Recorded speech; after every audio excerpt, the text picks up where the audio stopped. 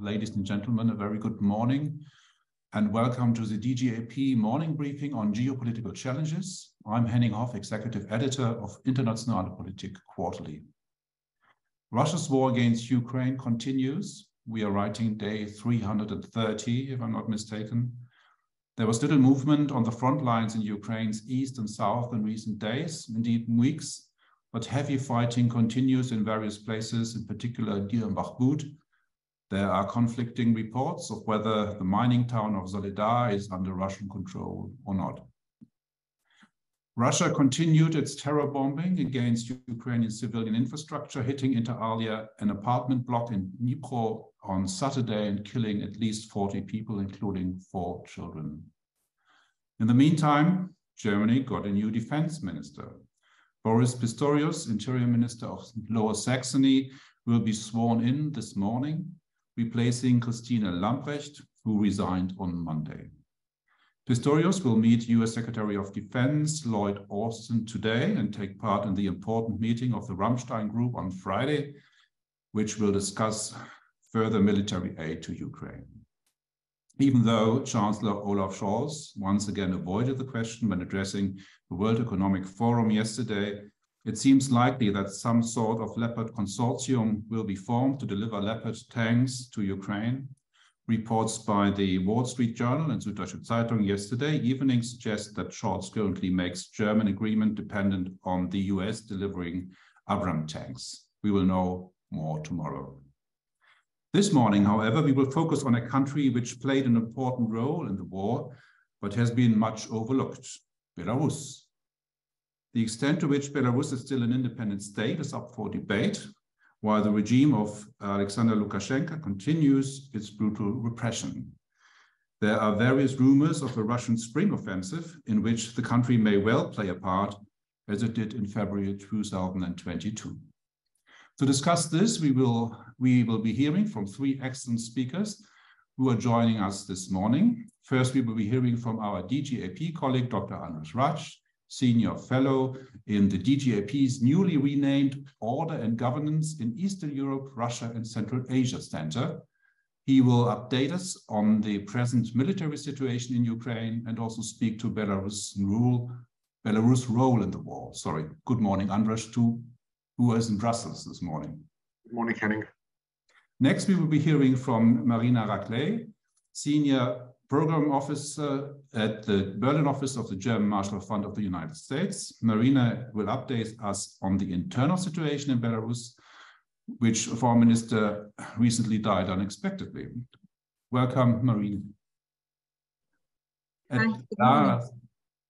Good morning. And last but not least, we will have with us Alena Kudzko, Vice President for Policy and Programming at GLOBSEC in Bratislava, who will share her assessment of the role Eastern European countries have been playing in supporting Belarusian exiles and on EU policy towards Belarus. Welcome, Alena. Thank you very much for having me. Each speaker, you know that, will have about 6 to 7 minutes for introductory remarks. We will be opening for your questions and comments after roughly 30 minutes. For the Q&A, please raise your hand, introduce yourself, and put your question in person to the panel.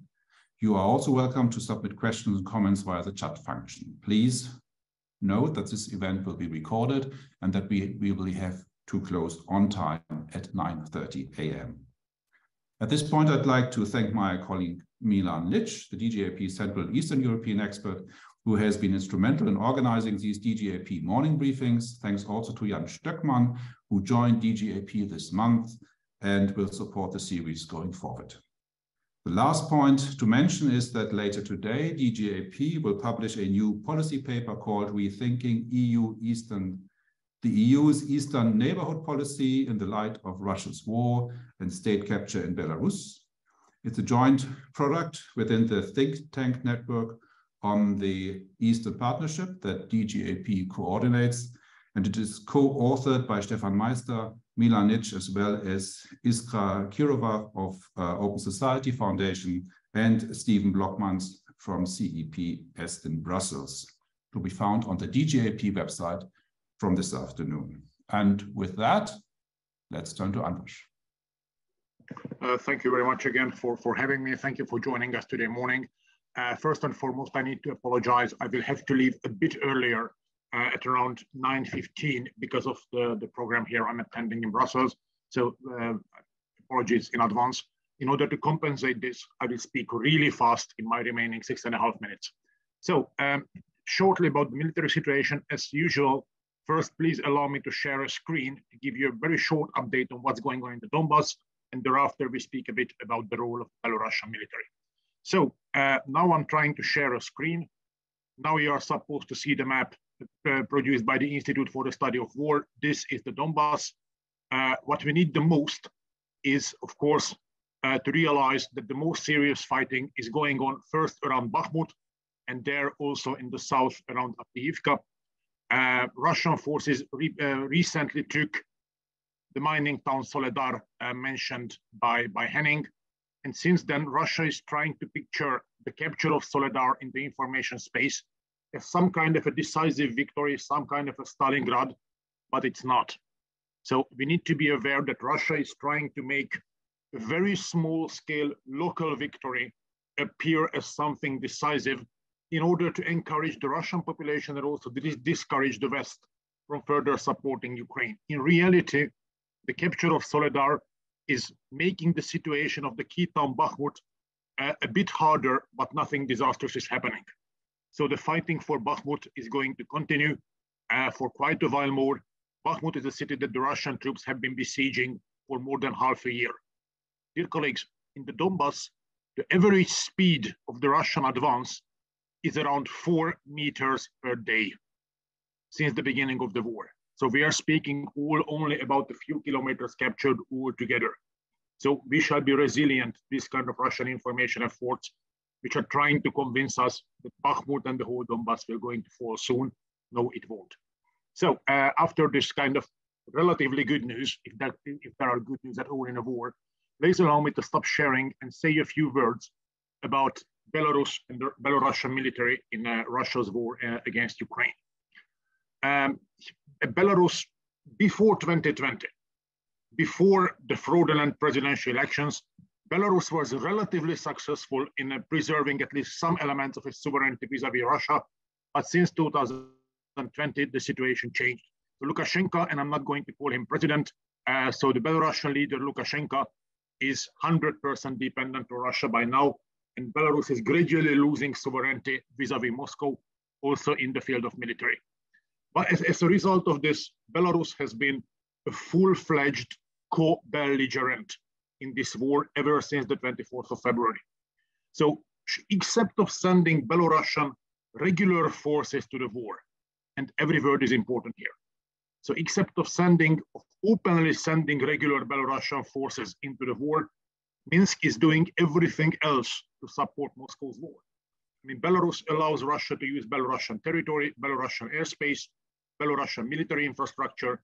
The Belarusian army is providing the Russian forces with the NATO terminology, full-fledged host nation support.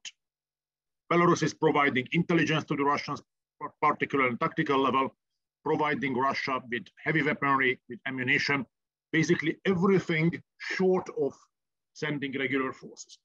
When it comes to the possibility of the Belarusian military actually entering war, personally, I find it highly unlikely because the Belarusian military is extremely weak. Dear colleagues, as surprising as it sounds, the Belarusian military is the least experienced military in Europe.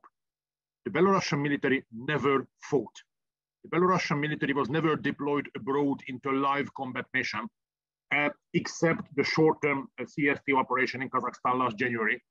They have absolutely no experience with fighting and absolutely no experience in conducting any operations abroad. So no peacekeeping operations, no crisis management operations, nothing. So on paper, they have around 45,000 forces, but in reality, who could be at least on paper combat deployable is not more than 8 or 10 battalion tactical groups maximum.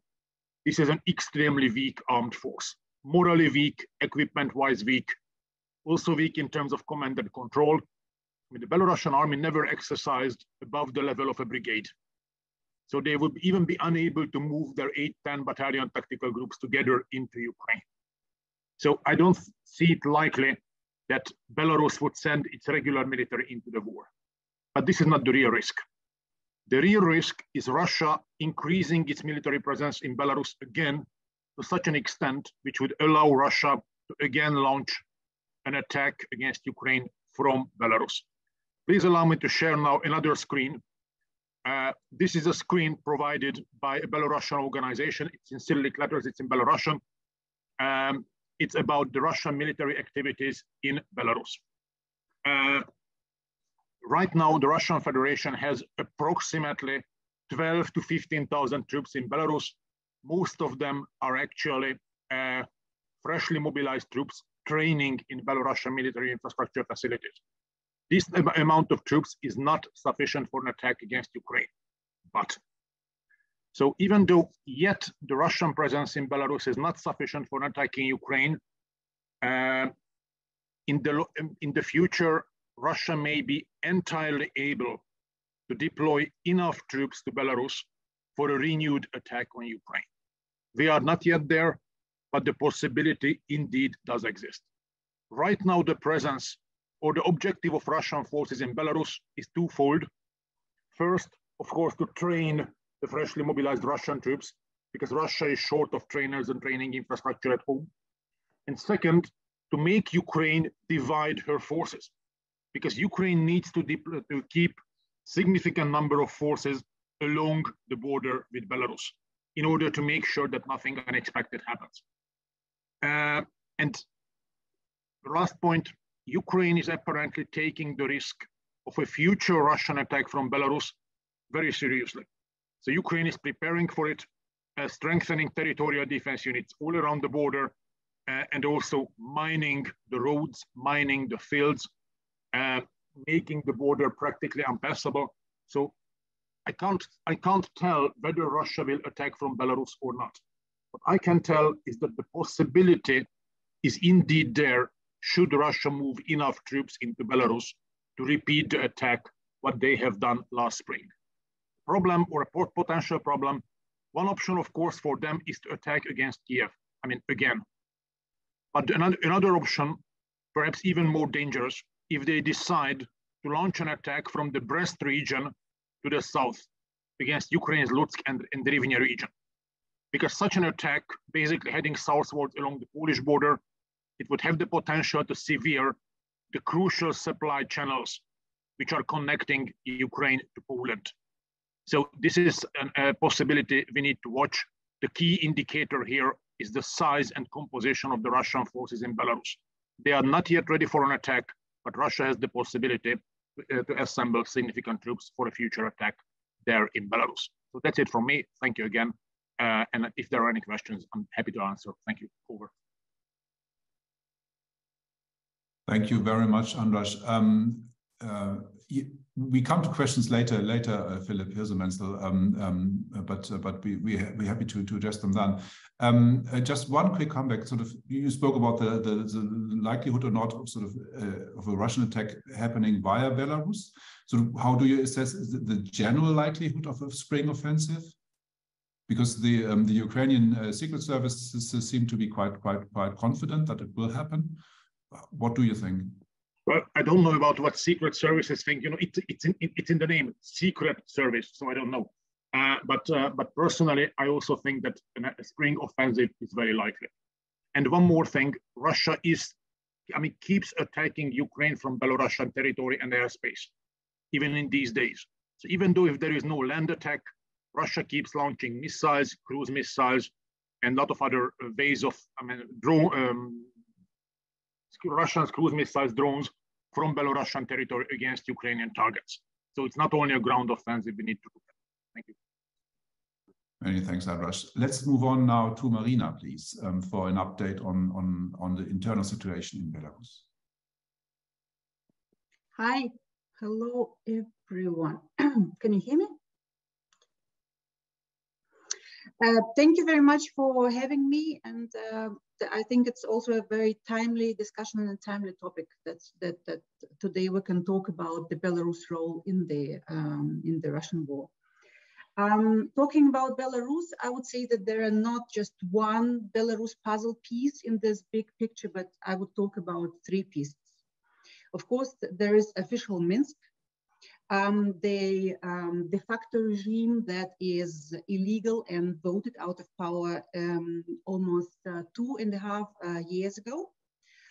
It's very dependent on Russia in economic and political terms.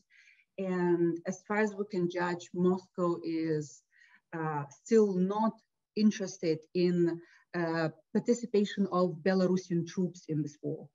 As the previous speaker, Dr. Rácz, just mentioned, that there is, of course, a second part, that Russia is utilizing the territory and Belarusian military capacity on the territory of Belarus, making the country or its regime the facilitator of this war. Shelling of Ukrainian territory goes on and continues basically every day. So we cannot say that, as again, the previous speaker already said, that it's only that Belarusian soldiers are not on the Ukrainian battlefields, but otherwise Belarus is part of this war. And I would also say that the main aim of this, not only news announcement that Belarus might join, but also this very strange movements of Russian troops through the territory of Belarus to Ukrainian border and then back to Russia. That's what Ukrainian intelligence services report, is basically to bind Ukrainian soldiers on the northern front to strengthen the border and also make sure that Kiev, that the capital is protected. The second piece are Belarusian citizens and activists inside the country. As many as yesterday, 1,436 people are recognized political prisoners.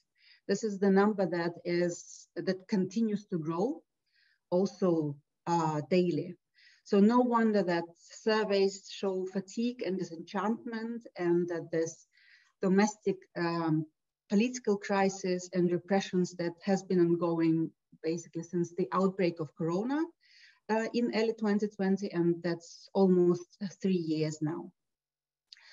At the same time, also due to mass protests in summer and autumn 2020, it's that the armed forces of Belarus are has not been deployed to Ukraine. I would say it's one of the reasons, because you cannot be sure that Belarusian soldiers will join Russian army, and there will be not too many defections. Another important thing that should be mentioned in this regard is that Belarusian citizens has joined volunteer battalions and regiments to fight as part of Ukrainian military in this war. There are several Belarusian regiments, Belarusian citizens fighting off the Russian invasion. And last but not least, the third piece, Belarusian diaspora that has been continuously growing since 2020. A lot of people had to flee the country and came to Ukraine. But also Poland, Lithuania, and Georgia. And this is also a very active community that since the very day of Russian invasion, we've seen Belarusian individuals and organized groups that offered help to refugees from Ukraine, not only Belarusians that had to relocate for the second time, but also to Ukrainian refugees, and has been raising support to Ukrainian army since. And I would stop there and ask if Mr. Hoff has any immediate questions.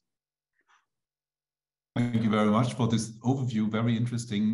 I think with an eye on the clock, we just move on now and hear from our third speaker.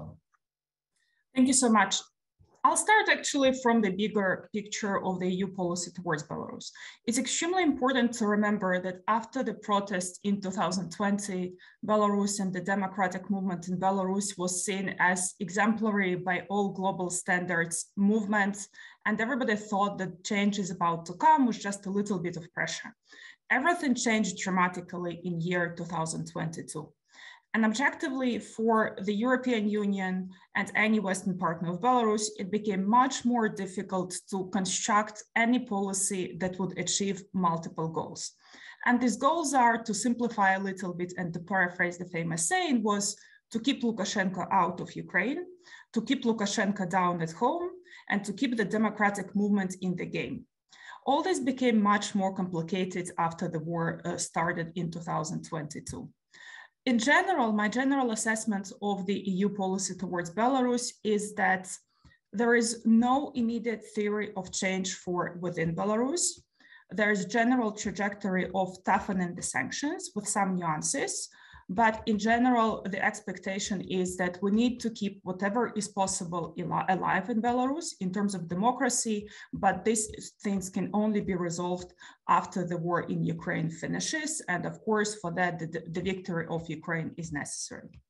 After 2020, sanctions are the primary tool. There were several rounds of escalations of sanctions, not just for the political situation at home, but actually primarily for the grounding of the Ryanair flight in Belarus, then for hybrid threats that were imposed at the border in terms of orchestrated migration movement, and then of course for participation and for aiding the invasion of Ukraine. Important point now is that there's a little bit more pronounced hesitance regarding how much stronger should the sanctions against Belarus be. Why? Part of the reasoning is that, okay, there is already a lot of sanctions, we just need to give them time and maybe patch a few loopholes to make sure that they're not being avoided. But second important line is that there are more and more voices right now whether a little bit of slowing down of sanctions will give Lukashenko this necessary window of opportunity to preserve independence of Belarus and stay out of the war in Ukraine. But also there's an important internal dynamic. There are more and more voices within Belarus that are wondering whether there's something that can be done to make sure that the political prisoners are freed, whether there are certain negotiations that can be held with the regime in Belarus to make sure that at least some people are released. That all, of course, impacts the EU policies towards Belarus. Eastern European countries, and I primarily mean the Baltic countries and Poland, have been always ahead of the game. That reflects their position towards Russia and Ukraine as well. They have much better understanding of political nuances within the country. Generally, they're ahead of the game in terms of the sanctions. They do advocate for stronger sanctions, but they also do much more to support the Belarusian democratic movement, both within Belarus whenever possible, but also outside Belarus, as the majority of people who are leaving the country, especially for political reasons, are moving to the neighboring countries, Baltics and Poland. Important to say is that it actually doesn't come for free for Baltic countries and Poland because sanctions are consequential for them. Take, for example, Lithuania and how much is lost in terms of the transportation and provision of services and businesses in Belarus as well. So they are ready to bear those costs as well. In terms of the support that Baltic countries and Poland, but also others are providing. Political support. Of course, it's sanctions and advocating at the EU level and with other partners, the level of sanctions generally towards the direction of toughening the sanctions. There is a lot of political support in terms of trying to make sure that the crimes committed by the Belarusian regimes are eventually investigated and perpetrators are persecuted. And they're also helping politically to lead the international coalition to support Belarus. Second important point, they're hosting a lot of people in exile. That starts from the very high level. Svetlana Tikhanovskaya herself, but also most of the leading politicians are based primarily in Lithuania, Warsaw, but also in other countries as well. Countries typically provide the state protection and security for them, so it's a pretty serious operation. But also the majority of these countries are also hosting the waves of people who are living in Belarus. It's very difficult to estimate how many thousands, hundreds of thousands of people actually left since 2020. The numbers projections are about 300,000 of economically active people. There are no reliable information because it's very difficult to calculate. Majority of these people go to Poland, Lithuania, Latvia, also Czech Republic and Estonia. A lot of people in 2020-21 went to Ukraine, but then had to move as well. And many of them ended up in the European Union as well. Most of these people do not acquire refugee status, but either stay there on humanitarian visas, or a lot of countries have easier facilitation of the work visas for the Belarusians. So a third point is equally important, is that these countries also host a lot of media that had to leave Belarus or is not able to operate in Belarus. That's fundamentally important given the constant toughening of the media space in Belarus. And final point, which is actually particularly interesting, is that, as I mentioned, a lot of people go there for business reasons and stay economically active. Almost 80% of the IT sector of Belarus is relocating staff to one of the neighboring countries, and a lot of businesses move entirely to either Lithuania or Poland. Poland is particularly easy because they are providing special business conditions and actually help much more with the legal procedures. But even there, in these countries, there is still the toughening of the legal provisions for Belarusians connected to security concerns, or there are some cases where people potentially are suspected of abuse of visas or not. But again, this is not the primary driver yet at this moment in time. So I would say that for now, the key question for the European Union is whether there is something else that can be done, because right now there are no novel ideas what else can be done. And one of the dilemmas right now is whether to engage or not to engage with the Lukashenko regime at all, for the reasons that I outlined, primarily to try to make sure that Lukashenko stays out of Ukraine, and whether there is any negotiations that countries can hope for to make sure that at least some of the political prisoners are released. And I'll stop here. Thank you very much, Alena. Very interesting.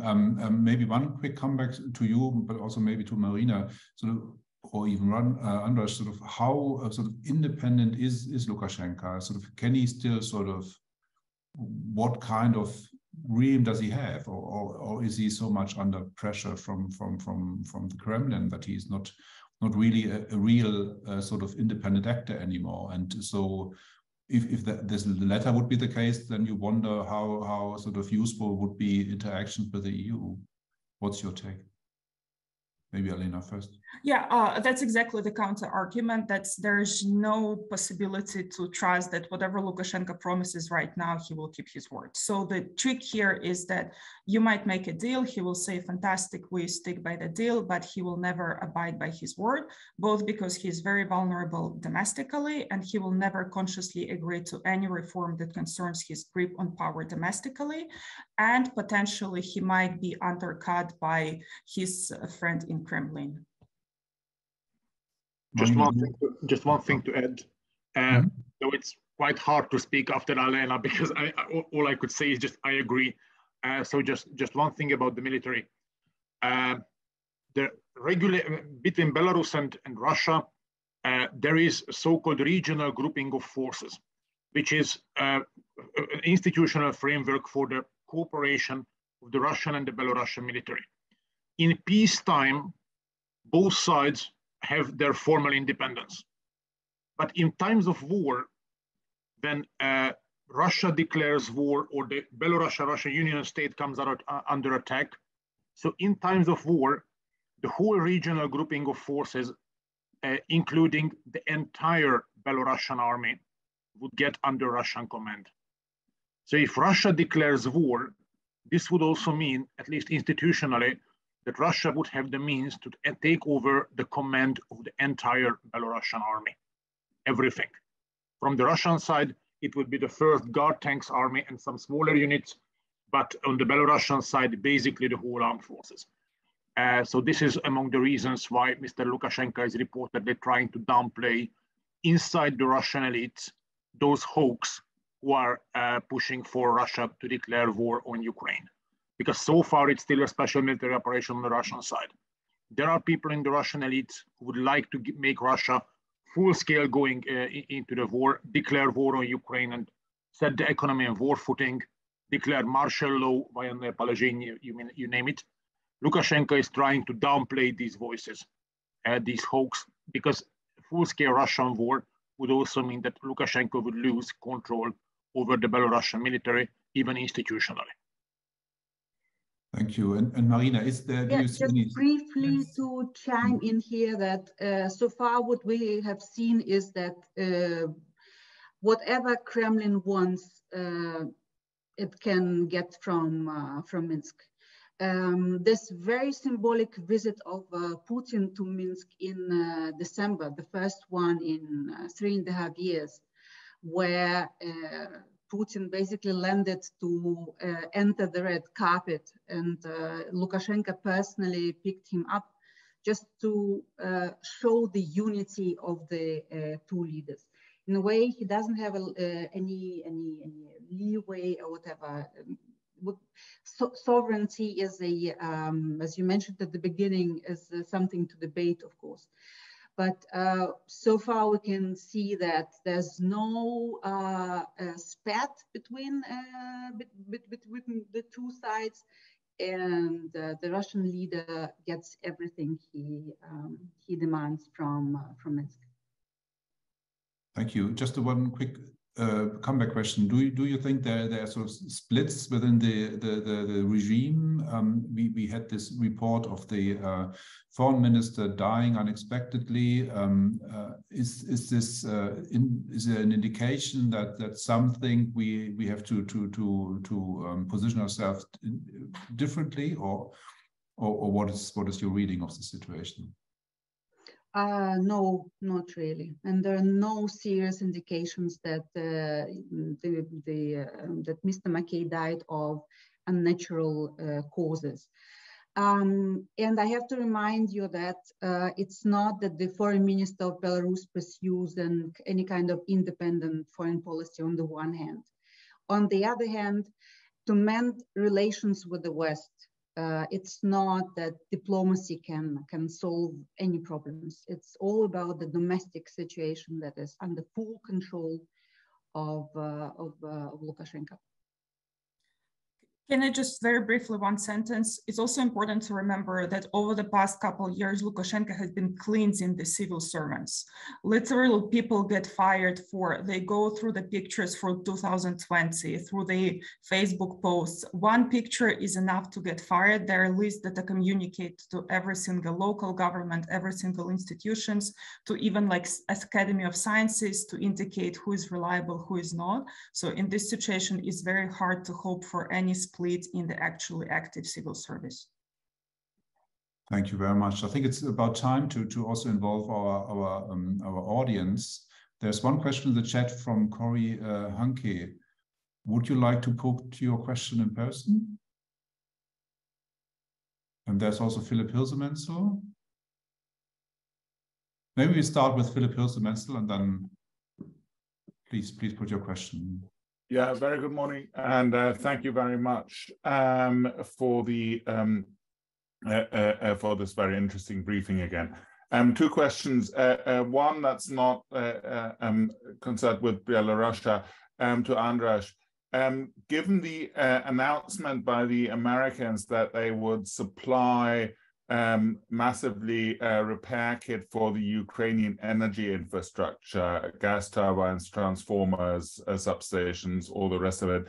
What's your estimate on how that will affect Ukraine's ability to repair its energy infrastructure, and also at the same time, what's your estimate on their ability to protect it from further attacks?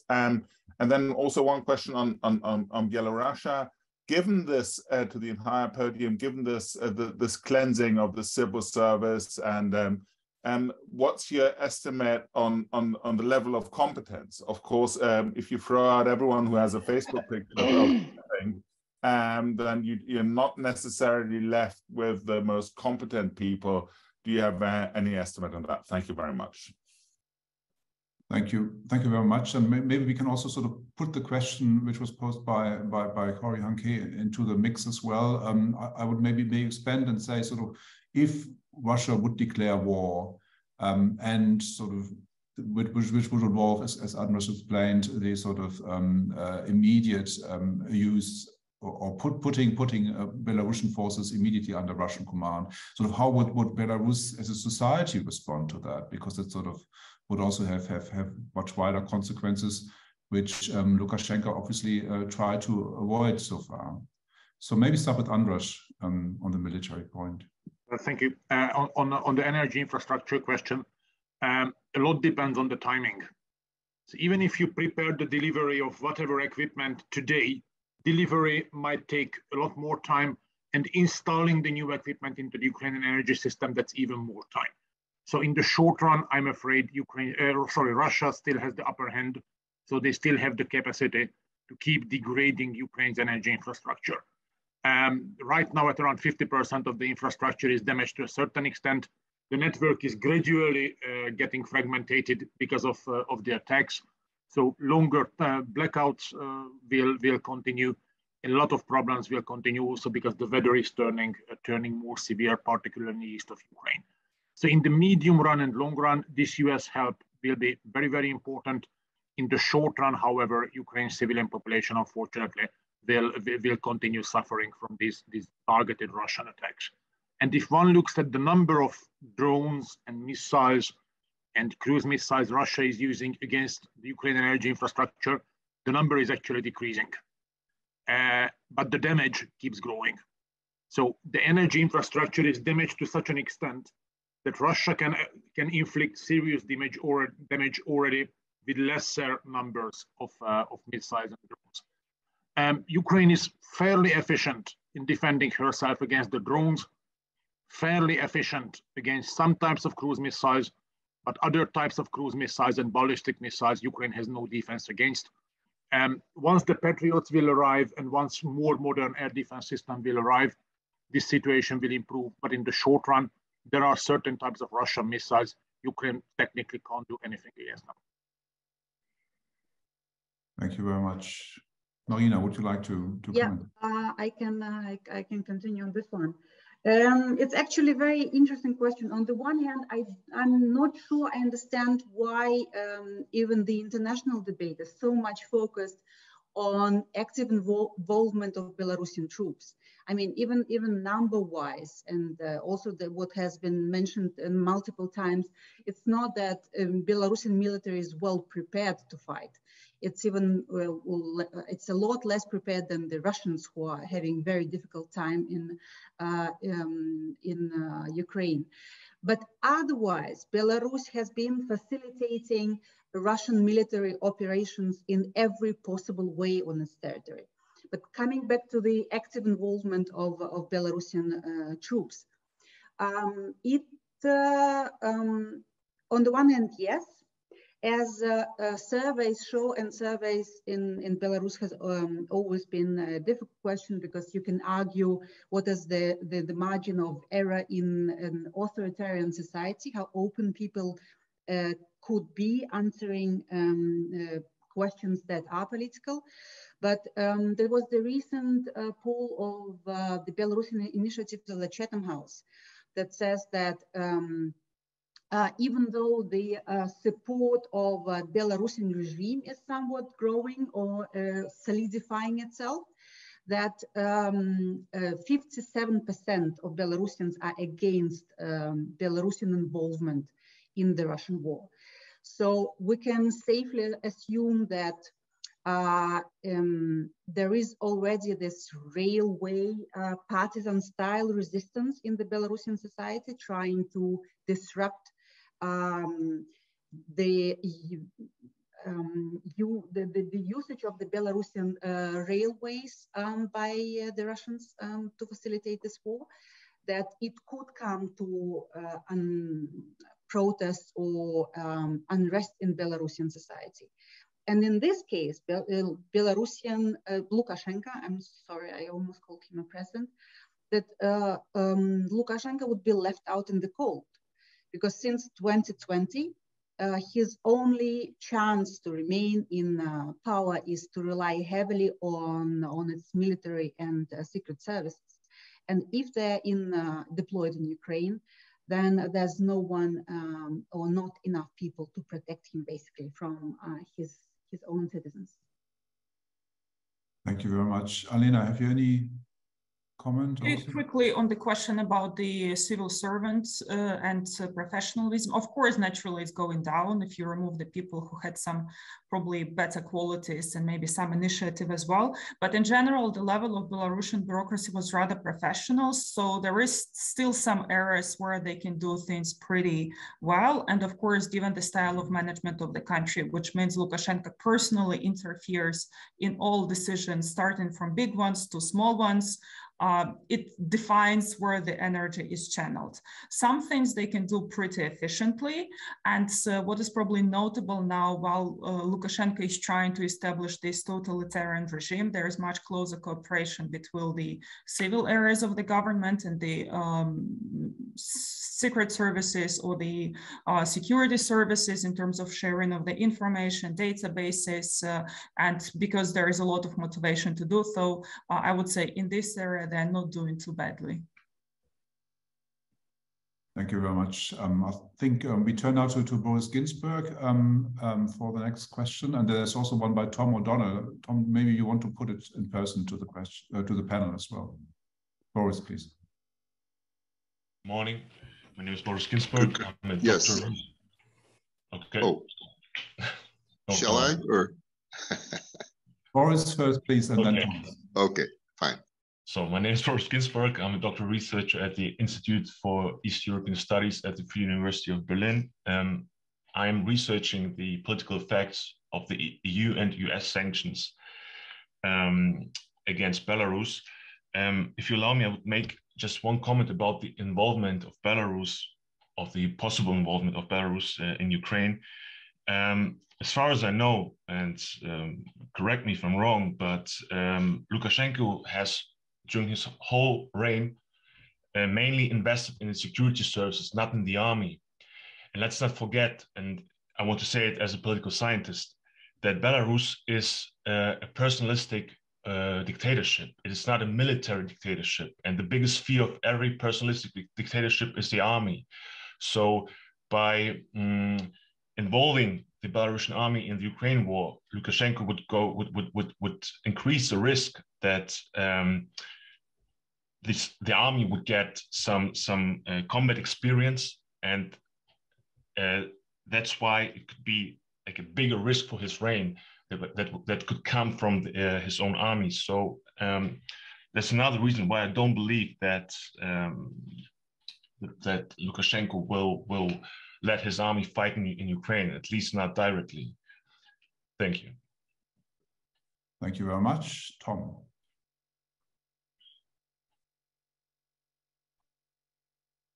There we go. Yes, Morgan. It was just a comment to Maryna, an observation.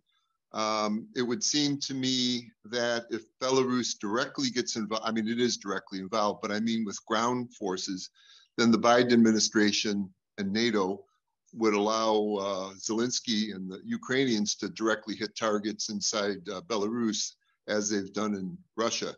Maybe you could comment about this. The other thing is, if anybody would like to make a comment, I mean, I understand all the reasons, the reasons why Scholz and the German government is so reticent about weapons. But meanwhile, it's kind of a shame that the United States has to put so much effort into fixing the infrastructure. This is a job perfectly made for Siemens. And Scholz could get a lot of credit by calling a news conference and simply saying, I'm doing something like Biden did. We had this in the US, there's this Defense Production Emergency sort of act, and directly ordering industry to take, with government guarantees to start producing. And this is a problem I want you to take leadership and solve. And anyway, this is a kind of, if anybody would like to make a comment about this. Thank you very much. Thanks, Henning. Since András has to leave us in a moment, maybe you go first and then. continue. I don't have anything to add for that, particularly with the questions we get about German foreign policy. I mean, in the chat and the tanks. I mean, German defense policy is just not my expertise, so I would refrain from commenting this. Okay, anyone from the panel want to react? I saw that Alena was already answering. I just answered in the chat that regarding the question about American administration allowing Ukrainians to hit the targets in Belarus, I'm not sure Ukrainians are trying to do that themselves yet. There is a concerted, pretty consistent policy now on behalf of Ukrainians, try to see whether they can keep Lukashenko out a little bit, at least for now. For example, still there is very tricky relations with the Belarusian opposition, Tikhanovskaya office. There was a latest discussion whether Ukrainians were involved in suggesting that there should be no tough sanctions on Belarus, which Ukrainians deny. But I do not think that Ukrainians are now asking to actively attack Belarus. So it's not about Americans only in this point in time. Thank you very much. Maybe András, before you leave, also on the general question, would sort of sending Western-made battle tanks to Ukraine, would they change the picture, or sort of what is their importance? It depends on the numbers and the timing. So tanks are really complex pieces of weaponry. It's not only just to send a piece of hardware there. I mean, you need to train the crew, you need to deploy the service infrastructure, you need to deploy the ammunition, fuel, lubricants, all that. So this is a major operation. A few dozens of tanks wouldn't change much. Several companies of tanks or a brigade of tanks, that would be a different story. But this is a really major operation which should be conducted through an infrastructure that is already overburdened. So in the short run, if in Ramstein it will be decided that yes, let's deliver tanks to Ukraine, it would not bring short-term changes.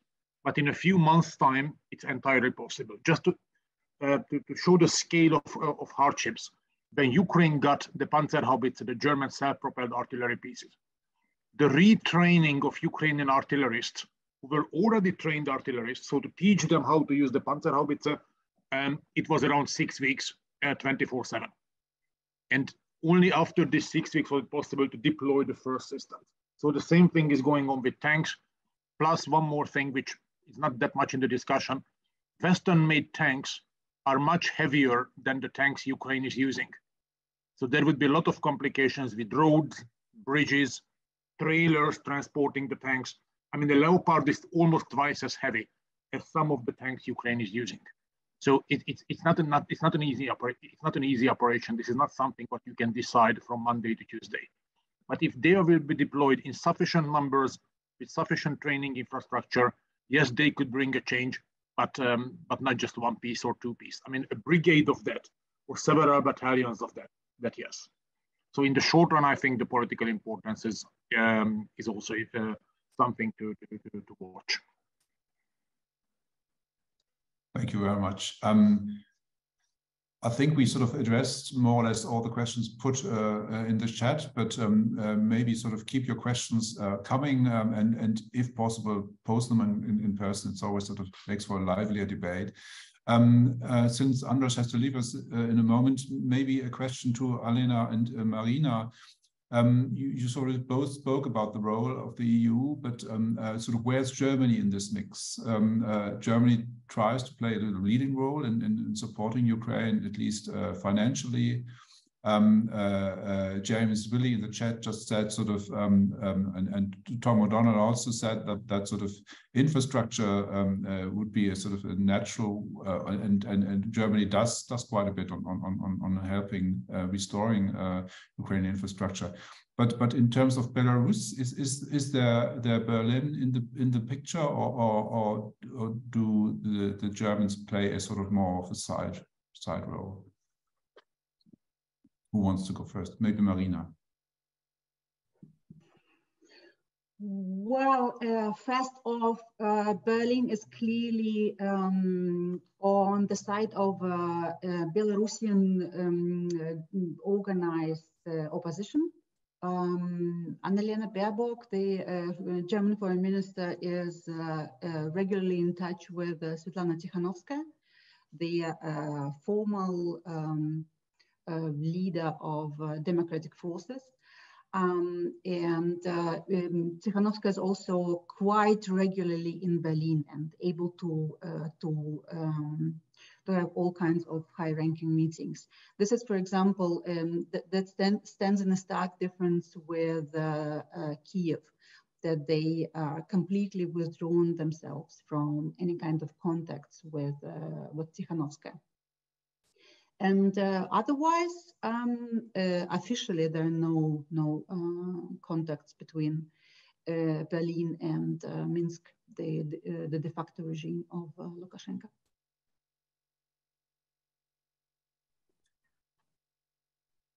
Henning, I think you're muted, but I can quickly broaden a bit the question, because I think was a question from Johannes in the chat about what you can do more financially and politically. There's never enough money. So more financial support would be appreciated, especially as civil society media organizations have to move for outside Belarus, maintaining the independent media that can broadcast to Belarus, and has to be more and more creative in how to reach out to the Belarusians in the country is very important, and it's not cheap. Or at least resources are needed for that. There is now increased conversation whether there can be more support in providing financial help to the families of political prisoners or people who went through the prison system and need to be either somehow able to find their sources of living within the country or need to relocate abroad. So there are also these conversations. Politically, I think Europe is doing a good job in trying to make sure that Tsikhanouskaya is staying on the agenda, that they receive high-level meetings, at least to maintain the attention on the issue politically. I would probably just add here that I personally think that it's important that EU sends a very clear message that what is very different since 2020, that there is no return to the previous policy with rapprochement and sanctions and then back, that Lukashenko has been voted out of power in 2020.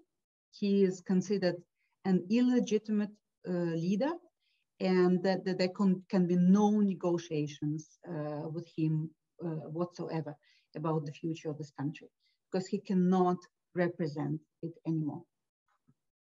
Thank you very much. 2 more questions, one by Milan, and then Boris again.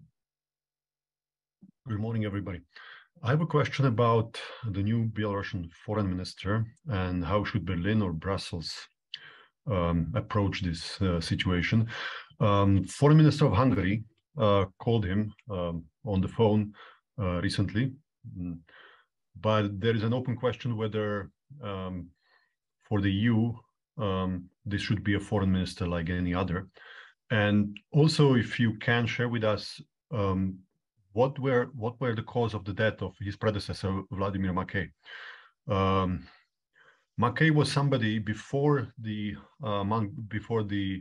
rigged elections of 2020 who advocated rapprochement with the EU and Belarusian sovereignty. We hosted him in DGAP half a year before the elections. He was open to take any questions, including the presidential elections, including repression of civil society, including heir to Lukashenko. So he was a guy who was not part of the inner circle, although and another experience, not a professional diplomat, but he certainly represented something else in the regime. He was always looked at as somebody who could sort of be an opponent, and he died in the age of 64, I think, suddenly, without any clarity what was the cause.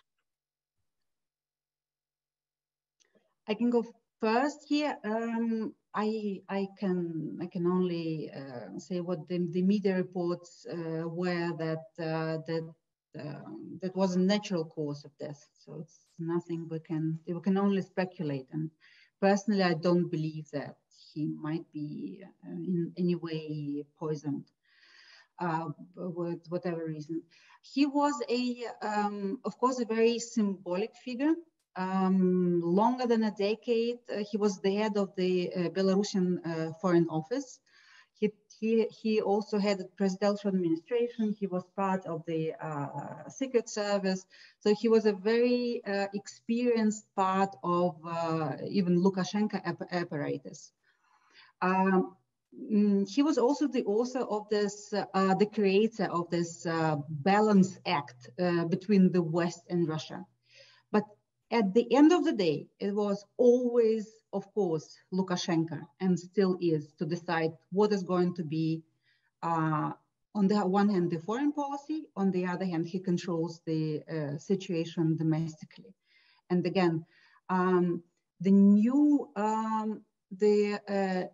head of the foreign ministry is a career diplomat, which is probably a sign that the foreign policy will continue in the same vein, being carried out by a diplomat, not a person with a military background, and not someone taken out of the Ministry of Health, which I don't know, it could be anyone, as Lukashenko is the one to appoint them. But which is obvious that the Alena has less leverage in any way. But again, foreign policy cannot mend any domestic issues, and ultimately it's about the situation in Belarus that matters. So who communicates it in English, or who travels, who speaks to the Hungarian foreign minister, this is less important. Thank you very much. Alena, maybe you also want to comment, and there's one question from the chat which was directed to you, sort of how the EU measures the effectiveness of the Belarusian opposition in exile. Do you know anything about that, or sort of, or is aid dependent on that, or is it more sort of a general policy? Very briefly on the new foreign minister, Mackay was a very good executioner of the will of Lukashenko. So he executed pretty well both the policy of when he was given the agreement that he should be trying to reach out to the West more, but he equally well executed other policies that were given to him as well. So for the new foreign minister, I wouldn't call him. I'm pretty sure they will not hesitate to call whoever they want themselves, so don't worry about that, unless you know for sure that after the phone call by whoever minister, let's say, I don't know, Maria Kolesnikova will be released from prison. I would trade one phone call for a released political prisoner, but of course it has to be actually delivered in fact. Regarding the assessment of the effectiveness of Belarusian opposition in exile, of course, there is no metrics how you assess the effectiveness of the opposition. What is probably naturally not entirely embraced is when the opposition starts speaking with too many different voices. It's a natural process that concerns not only Belarus, but any country that is being dealt with. At the same time, the efforts of trying to consolidate the opposition, to create whatever cabinets to make sure that there's unity among the opposition are seen as something that should be appreciated and good for the country, for Belarus in general.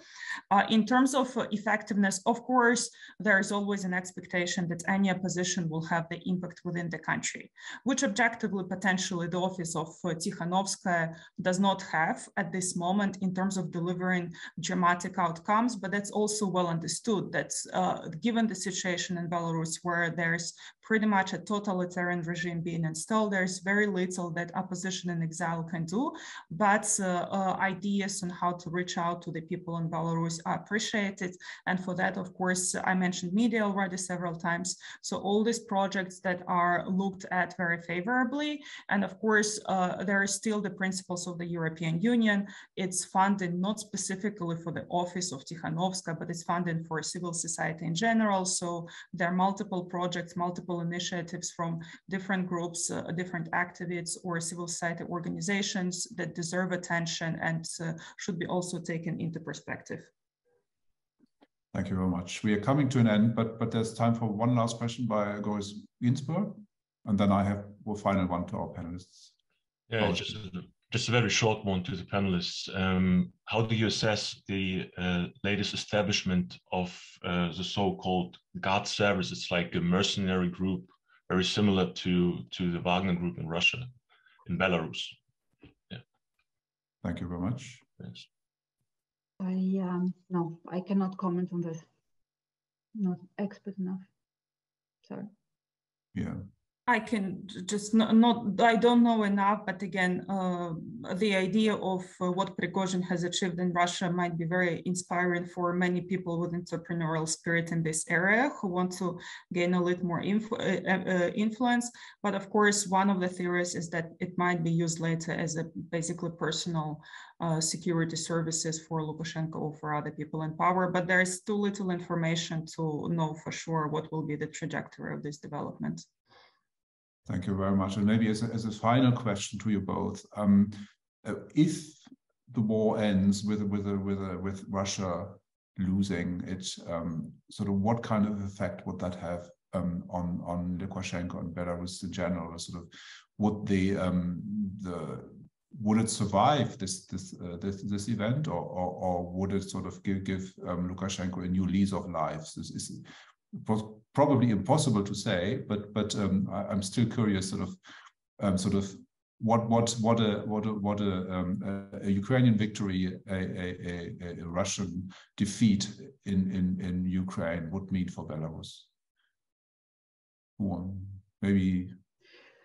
I would say that there is, of course, a general understanding in the Belarusian society, and that's why there are several thousand Belarusian volunteers fighting on the side of Ukraine, is that the connection between two regimes in Russia and in Belarus are so strong that if one comes to an end, that inevitably Lukashenko will also not be able to remain in power in Minsk.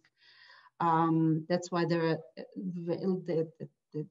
a lot of Belarusians support the fight of Ukrainians in this Russian invasion. But on the other hand, that's very debatable what it is that how you define the defeat of Russia. Is it the military defeat, but Putin is still in power? When it happens and how, and too many open questions. That's true. Totally agree with Maryna. What actually is a defeat, whether a defeat necessarily means the collapse of the Putin regime. If that's the case, which is not necessarily the outcome of the victory of Ukraine, but potential outcome. If there's a collapse of Putin regime, that effectively means Lukashenko doesn't have his main backer. And then the balance of forces and balance of power within the country is totally different. People will be returning. People know that he doesn't have the military backing. There are people with a military experience coming from Ukraine. Then in these scenarios, I don't think he can survive for much longer. But in other scenarios, I'm pretty sure that when Ukraine wins, Lukashenko will immediately say, I always was supporting Ukraine and thought that was not a necessary war. So he will try to navigate as much as possible to stay in power. Thank you very much. But yet another reason to root for Ukrainian win. And thank you both very much, Maryna, Rakhlei, and Alena, Kudzko. Also thanks to András, who had to leave us a little early. Thank you also for your questions and comments, for attending this morning again. Next week, we will be talking about the Franco-German relationship.